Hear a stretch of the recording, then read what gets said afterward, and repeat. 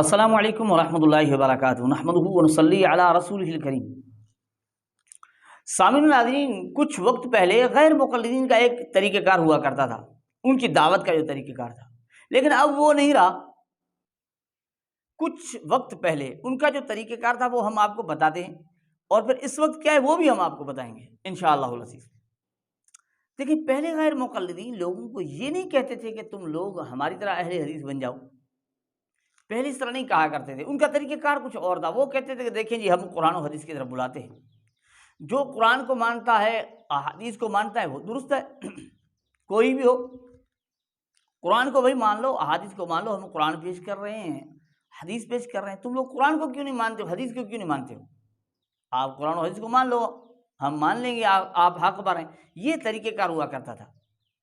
اگرچہ اس میں الگ بات ہے کہ قرآن و حدیث کو سمجھنا ہر کسی کی بات کے بس کی بات نہیں ہے، یہ الگ بات ہے، لیکن ان کا طریقہ کار یہ ہوتا تھا۔ اور یوں بھی کہتے تھے کہ ہم آپ کو تھوڑی اہل حدیث کہتے ہیں کہ آپ اہل حدیث بن جاؤ، ہم کہتے ہیں قرآن و سنت پر آ جاؤ، قرآن و حدیث کو مان لو۔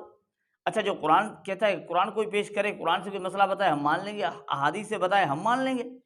تو یہ ان کا طریقہ کار ہوتا تھا، لیکن اس وقت ان کا طریقہ کار نہیں ہے۔ اس وقت کیا طریقہ کار وہ بھی ہم بتاتے ہیں، لیکن ہم اس سے پہلے آپ کو وہ چیز یاد دلاتے ہیں کہ وہ کس طرح اس بات کو کہتے تھے۔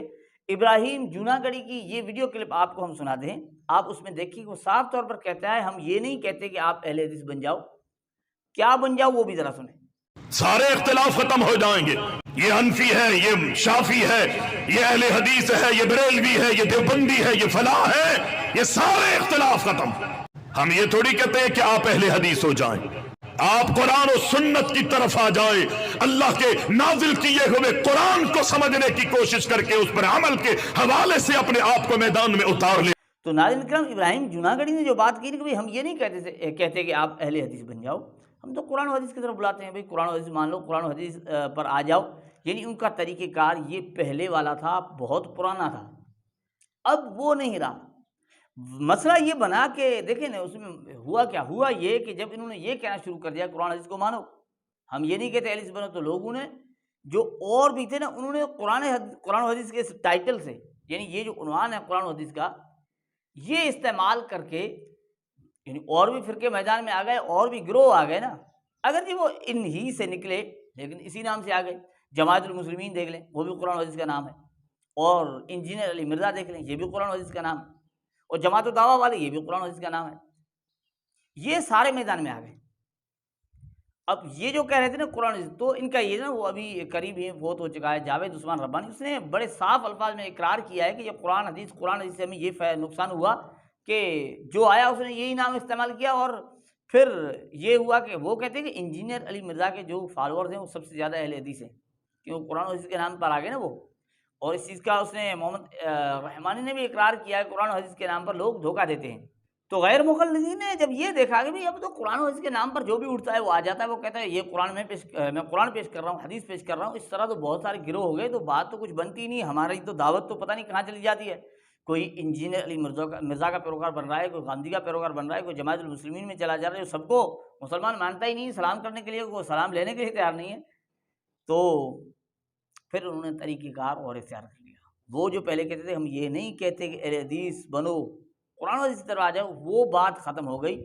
پھر یہاں تک آ گئے کہ اہل حدیث بنو، کیا اہل حدیث کہلوانا واجب ہے، اس بات پر بھی آ گئے، آپ سن لیجیے۔ ہم تو کہتے ہیں کہ موجودہ پرفتن دور میں اپنے آپ کو سلفی اور اہل حدیث کہنا کہیں کہیں واجب اور لازمی ہے، تاکہ یہ شناخت ہو سکے کہ ہم کون سے مکتب فکر کی ترجمانی کرتے ہیں۔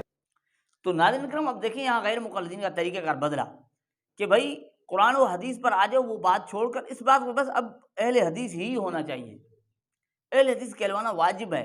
کیوں؟ کیونکہ ان کو پتہ چل گیا کہ یہ جو ہمارا دعویٰ تھا، یا یہ جو دعوت تھی کہ قرآن و حدیث کی طرف آ جاؤ، یہ تو بہت سارے یہی دعوت دے رہے ہیں اور پیش بھی کرتے ہیں نا۔ اب وہ اپنے مسائل قرآن و حدیث ہی سے اخذ کر کے، اگرچہ وہ نا اہل ہیں، اخذ کر کے بتا دیں گے دیکھیں یہ قرآن سے میں ہم نے لیا ہے، احادیث سے لیا ہے، تو اب غیر مقلدین کی دعوت تو چلی گئی نا۔